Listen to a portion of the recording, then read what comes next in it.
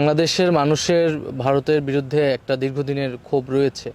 কারণ বাংলাদেশে যে ফ্যাসিস্ট সরকার ছিল, সেই সরকারকে ভারত নিঃশর্তভাবে সমর্থন জানিয়ে এসেছে। তারা ভোট চুরি করেছে, তারা গুম খুন করেছে, মানবাধিকার লঙ্ঘন করেছে এবং সর্বশেষ এই জুলাই অভ্যুত্থানে তারা গণহত্যার মতো ঘটনা ঘটিয়েছে, শিশু হত্যা করেছে।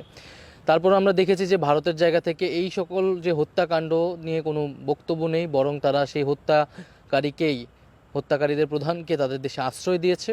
ফলে মানুষের ভিতরে সেই ক্ষোভ থাকাটা স্বাভাবিক। তারপর আমরা সবাইকে আহ্বান জানাই যে আসলে আমরা কোনো দেশ নিয়েই আমাদের জায়গা থেকে আমরা বিদ্বেষ ছড়াবো না এবং কোনো রাষ্ট্রের পতাকাকে আমরা অবমাননা করব না।